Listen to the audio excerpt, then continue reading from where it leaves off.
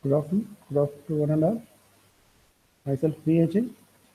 I am working as a student professor, HV College of Engineering, Tirupati. I am here to discuss a few outlines of a thermal engineering concept, which is basic thermal engineering uh, related to gate. So before going to class, we are here to discuss the syllabus and concepts which are there in gate syllabus, and we'll go with the class. You see the syllabus.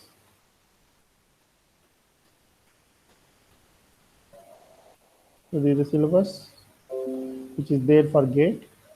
The first section related to engineering mathematics, second part related to applied mechanics and design, third part related to fluid mechanics and thermal sciences, fourth section related to material manufacturing and industrial engineering. So in that, coming to third section, fluid mechanics and thermal sciences, so we are going to discuss and we discuss vapor power cycles, concept of regeneration and reheating process on this class. So these are the thermodynamic applications. So before going this concept, we should have some strong in thermal concepts: isentropic process, adiabatic process, enthalpy, enthalpy. So similar concepts, basic concepts, we have to clear. So if you know strong in thermodynamics, it is easily we can learn the applications of thermodynamics also. So coming to a concept of vapor power cycles and concept of regeneration reheating process.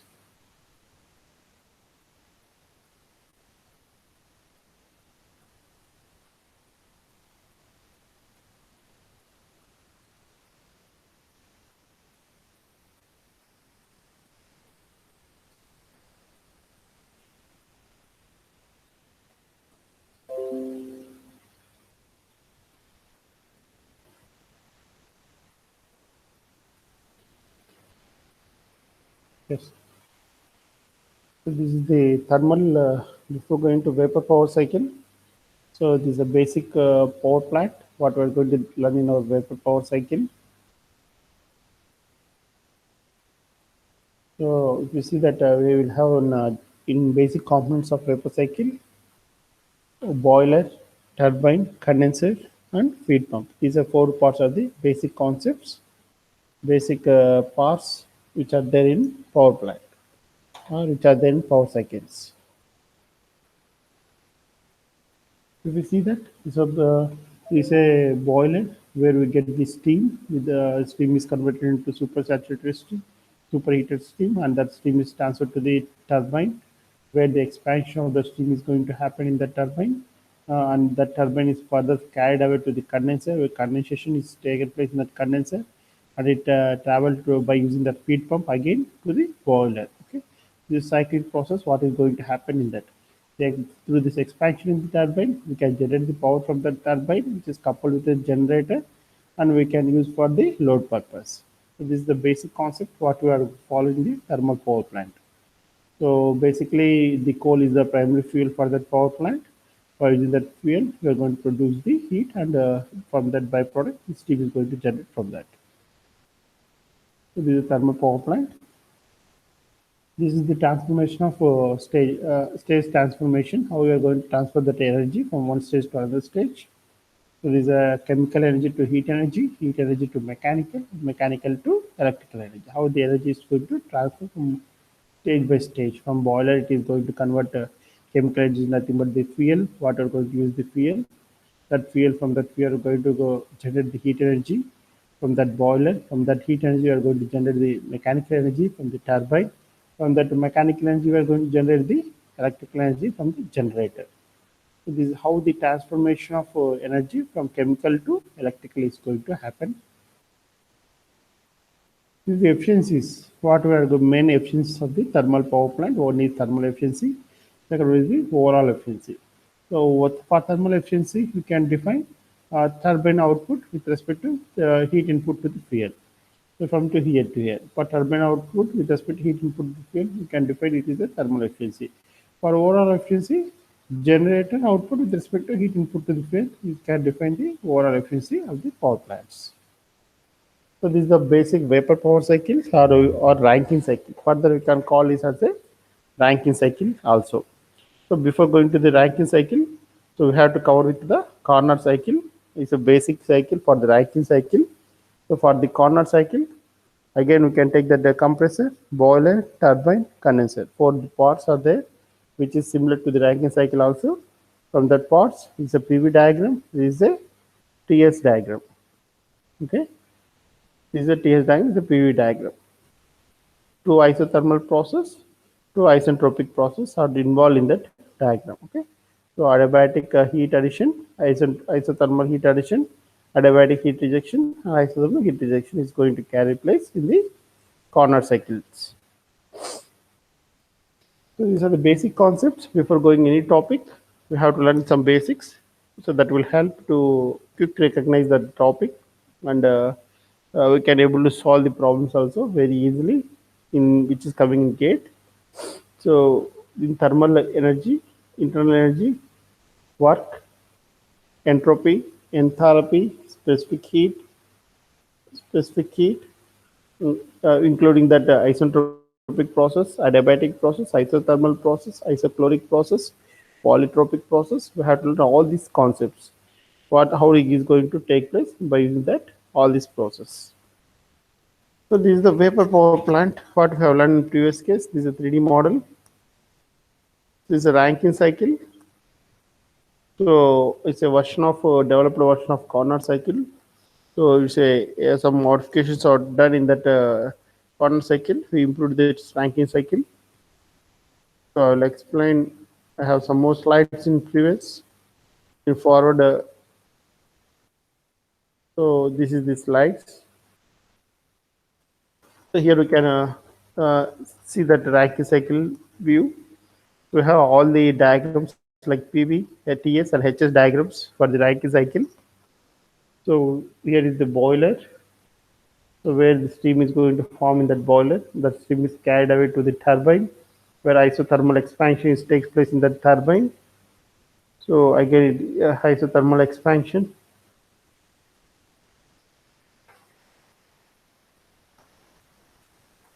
So again, it goes to the condenser, where condensation is going to happen in that condenser.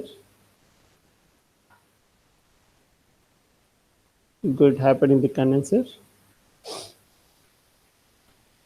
Again, it goes to the boiler. So one is a reversible adiabatic expansion, isentropic expansion. We call that as isentropic expansion. 2 to 3 is the process where the condensation, where we are removing the heat from that part, where we are isentropic here, where we remove the heat by keeping a constant temperature and pressure. So next 3 to 4, reversible adiabatic compression process, and 4 to 1 also constant pressure heat rejection, constant pressure heat addition. Okay, so we are having two isothermal process and two constant pressure process. So isentropic process. So it's two isentropic process and two constant pressure process. See, 1 to 2 is a isentropic expansion. 2 to 3 is the constant pressure heat rejection. And 3 to 4 is the process up to here. 3 to 4 is the isentropic compression. Okay, and 4 to 1 is the constant pressure heat addition. So what is happened in the TS diagram? So we can look out the things. What is there? 1 to 2, 2 to 3, 3 to 4, and 4 to 1. So this is the efficiency of the Rankine cycle. So work done is nothing but heat supplied minus heat rejected. So we are supplying the heat. That is the QH minus QL. The QH is the high level heat which is there in the boiler. QL is the heat rejection which is carried away in the condenser. So by using that, we can get the total work done from that plant. So heat supplied in the boiler is nothing but with the enthalpy H1 minus HF4. You can define the heat supplied in the boiler. Heat rejection in the condenser is nothing but H2 minus H3. This is the enthalpy, what is going to happen in that boiler. in the condenser. So work net nothing but, so heat supplied minus heat rejected. So heat supplied in the boiler minus heat rejected in the condensers. So this is the work net. Or further, we can also take the work output as work done by the turbine with respect to work done minus with respect to the pump. So if the Rankine cycle efficiency is further defined as net work done divided by heat supplied. So W2 minus WP divided by heat supplied. So finally, by keeping all the enthalpies in this equation, we can get the final efficiency term. So this is the basic Rankine cycle formula. H1 minus H2 divided by H1 minus HF3.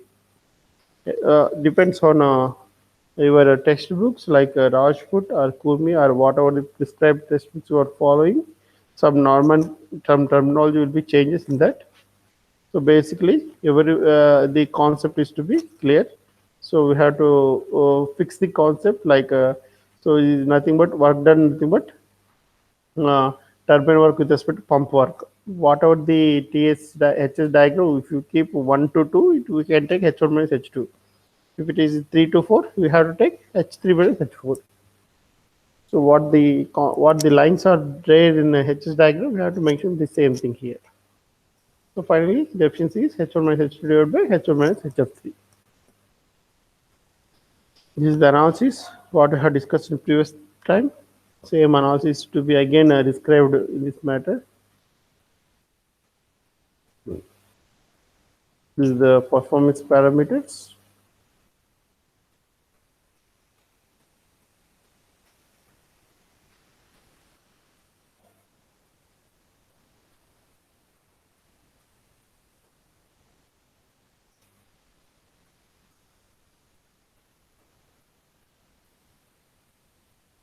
So you can see the here how the problems are going to be done with the Rankine cycle. For simple basic Rankine cycle, the problems are to be evaluated. So here you can see that in a steam power plant, the steam supplied is at 15 bar. So we are supplying the steam from the boiler to the turbine. So that is 15 bar. And dry. So it is mentioned as dry. Nothing but dry and saturated, nothing but where the dryness fraction is to be 1. Okay. So pressure, inlet pressure is 15 bar, that is P1 is 15 bar, and dryness fraction is 1. Next, we have to take the exit conditions from the turbine. So the condenser pressure is 0.4 bar. So where the P2 is nothing but 0.4 bar. So they given P1 and P2 conditions, and we don't know exactly at 0.4 bar the dryness fraction. So we have to take the dryness fraction at 0.4 bar. So again, they're asking that to calculate the Carnot cycle efficiency and the Rankine cycle efficiency, neglect pump work. So they did not ask you to consider the pump work also. Okay. So if you see that problem from steam tables at 15 bar. So at 15 bar from steam tables. So we'll take the temperature values like TS6. We have to open our steam tables. From the steam tables, you have to take saturated conditions for the pressure column of pressure based tables, temperature based tables. Like that, it will be classified for pressure based tables at pressure 15 bar. We can take that temperature as 198.3 degrees centigrade, and enthalpy is 27889.9, and entropy is 6.4406 kilojoules per kg degree Kelvin. So in the similar fashion at 0.4 bar, 4 bars temperature is 75.9 HF, HFG values are to be recorded from the steam tables.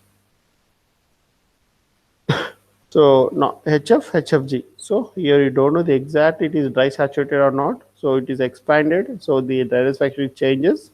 So we have to take the values in this way. Okay. So here we can directly take in the values of Hg and Sg.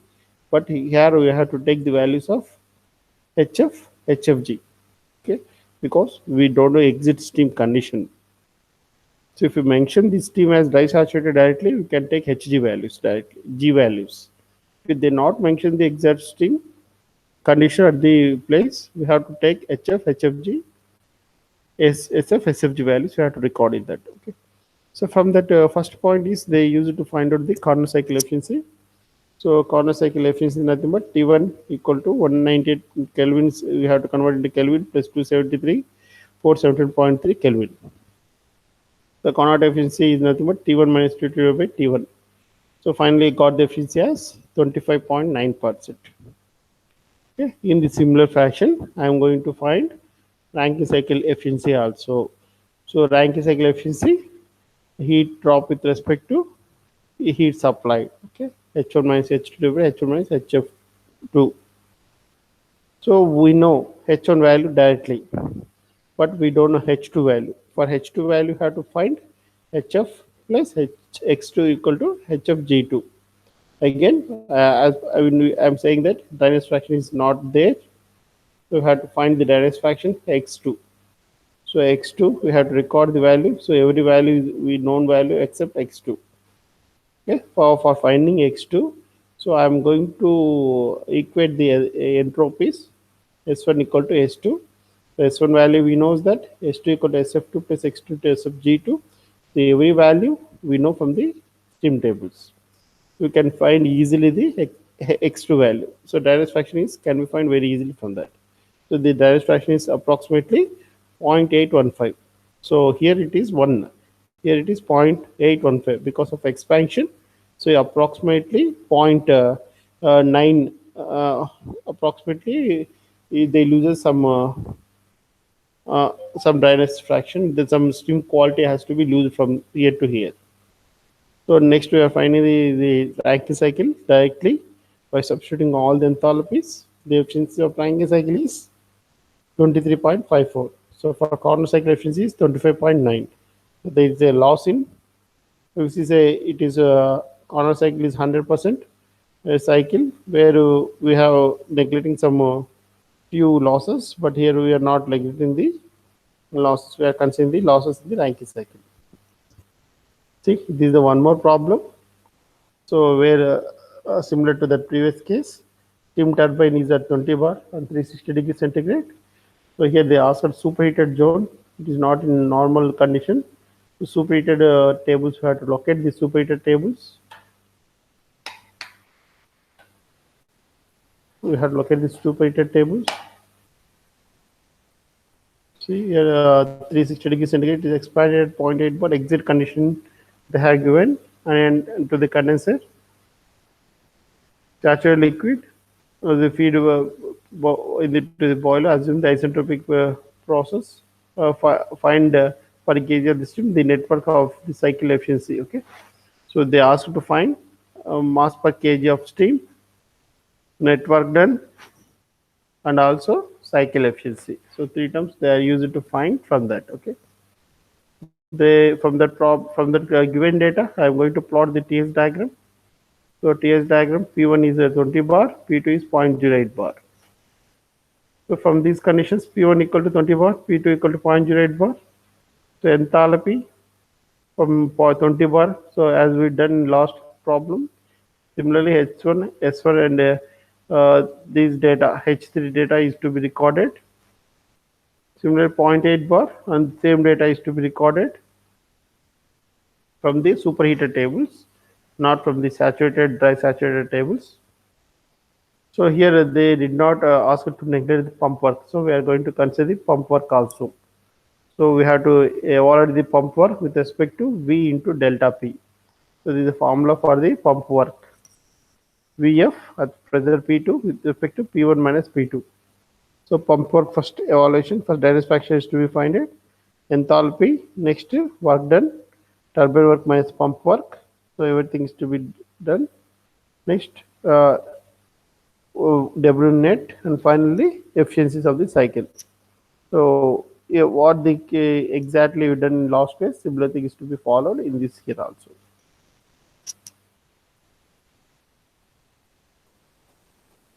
So this is another problem what they have given.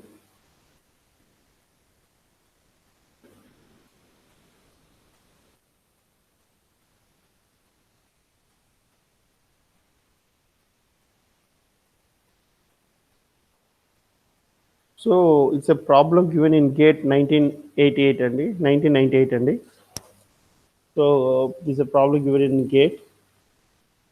So you can see here the inlet conditions and outlet conditions of the problem. And if you get, they won't ask you to record from stream tables, and they give directly in that problem itself. Okay, so they give all the data in the column whatever required.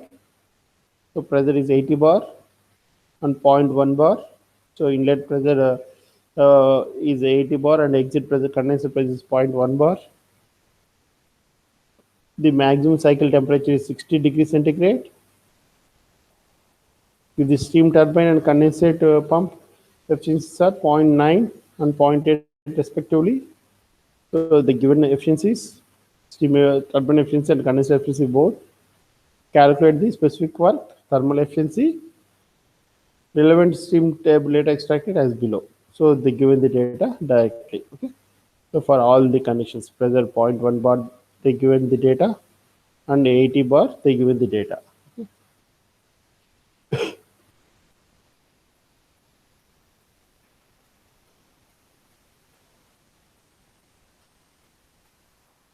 So first entropies, from that x value we are going to find from entropies S1 equal to S2. So we have all the values of S1 and S2. So from that we can find Reynolds fraction x2 equal to 0.85. By substituting the Reynolds fraction, we can find H2 enthalpy at 0.2. So it's 5.36 kilojoules per kg. After that, actual work. This is the work, but the efficiency is given as 0.9% for the turbine. So into 0.9%.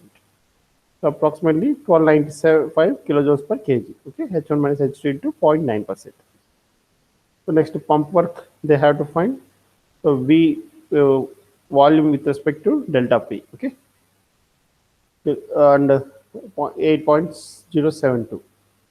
So actual pump work is they given again 0.8%. So we're taking it as for 10.9 kilojoules per kg. The specific work, thermal efficiency. Finally, they evaluated thermal efficiency as 36.8%. Okay, so they used to find specific work, thermal efficiency. Okay, specific work is it approximately 1264.91 kilojoules per kg, and thermal efficiency is approximately 36.8%. So in gate point of view, see, you have to mention the value exactly. So if it is, the answers are to be typical, like if the answer is to be A 1263, B 1264, C 1265, 1266. You have to mention exactly 1264. Okay, or sometimes the answer will be 1264.8, 1264.9, 1264.7, 1264.6. So like that also the answers will be. So we don't know exactly the answer, and in points also it is considered and gives the mark to you. So there is one more problem again related to simple cycles.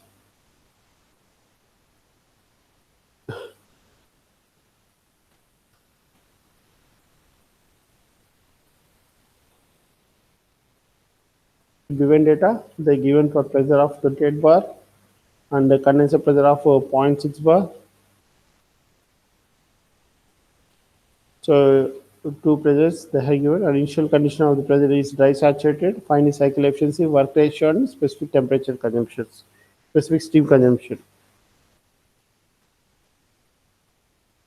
See here. So enthalpies from steam tables at 28 bar. Enthalpies at steam table from steam tables at 0.06 bar. So here S1 equal to S2. Again, same thing we repeating for all the cases. From entropies, we are finding the Reynolds fraction, substituting the Reynolds fraction in enthalpies, and we can find the enthalpy at stage 2. Stage H1 is directly taken from steam table, H2 is recorded by finding the Reynolds fraction. So turbine work is nothing but H1 minus H2, pump work is nothing but V into delta P. So from that we can find the net work done. So efficiency is nothing but work done with respect to heat input. So from that, you can find cycle efficiency as 33.57%. So the work ratio is nothing but work net with respect to turbine work. So work net with respect to turbine work, or work done by the turbine minus work done by the pump with respect to turbine work. Approximately the work ratio is to be 0.997. With respect to that, the steam specific steam consumption is say 3600 with respect to W net. So 3600 divided by 388.94, that is nothing but 4.049 kg per kilowatt hour. So this is the problems. So every problem, some work ratio or some specific fuel consumption, so specific steam consumption, and net work done, cycle efficiency, heat input rate. So like that, the terms are to be changes for the problem. For whatever the problem, the procedure to be similar. Similar procedure can be adopted to find all these values. In Rankine cycle, there is one more problem. They used evaluate the pump work.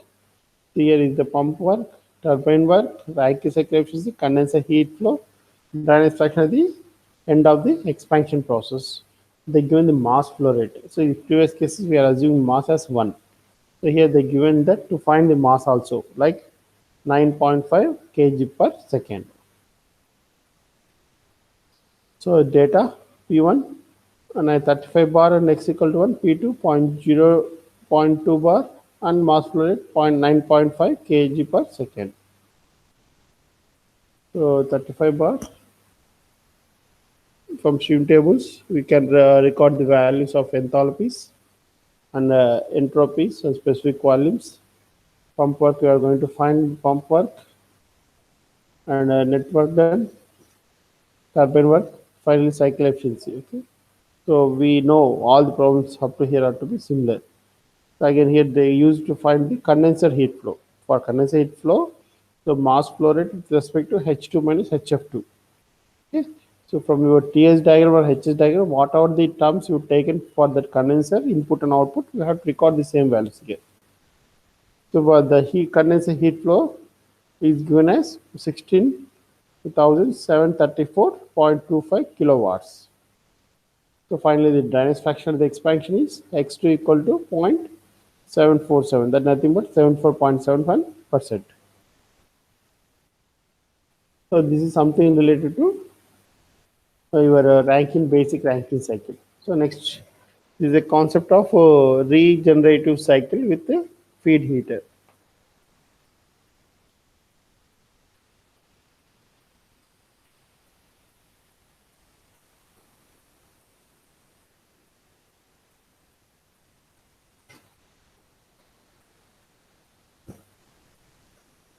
For a similar Rankine cycle, so what we are going to done here is we are going to bleed the steam from the turbine and we are going to add that steam in before the boiler and which joins with this water and enters into the boiler. So this is a normal cycle: boiler, turbine, condenser, and feed pump. So here at point 2, you can see that point 2. So some steam is to be taken out. So we call that as a steam as bleed steam. Okay, bleeding. This process is known as bleeding. So from that bleed steam, so we are taking m kg of bleed steam from the turbine and it is taken away to the feed heater. From that feed heater, it is mixed up with the condensed water and the steam to be taken place into the feed heater. From that heater, it goes to the feed pump and travel to the boiler. So what happens if you do in this manner? Finally, the efficiency of that boiler should be, efficiency of the plant will be increases. So, but there is no matter with respect to the work output. Okay. So work out, if you bleed the steam in high quantity, the workout will be affected. But we are not taking in high quantity. At a limited quantity only, we are extracting the steam from the turbine. That steam is mixed up with the feed water. So both the water and both the steam coming from the turbine and condensed water is going to mix up here in feed heater and it goes to the boiler. So this is the analysis for the this is the analysis for the feed heater and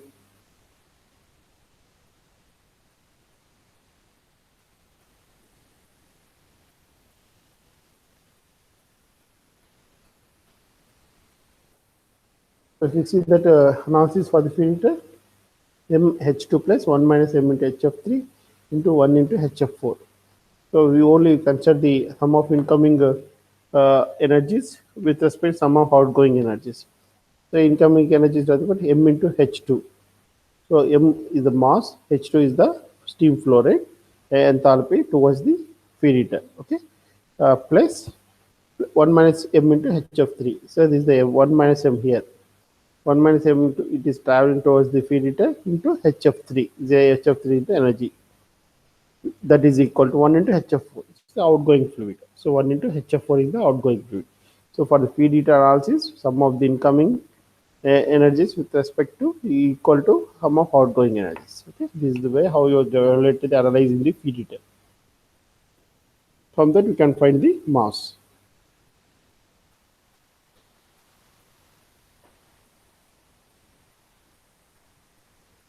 Turbine work. From after that turbine work, H1 minus H2 plus 1 minus m into H1 minus H2 dash. It's applied 1 minus HF4 on thermal efficiency, work not divided by Qh. So this is how you get taken place in the regeneration process. So from here, I am going to stop the topic. So I may continue the same topic in coming classes. Thank you. Thank you very much for your support. Thank you very much. We may meet you in coming classes.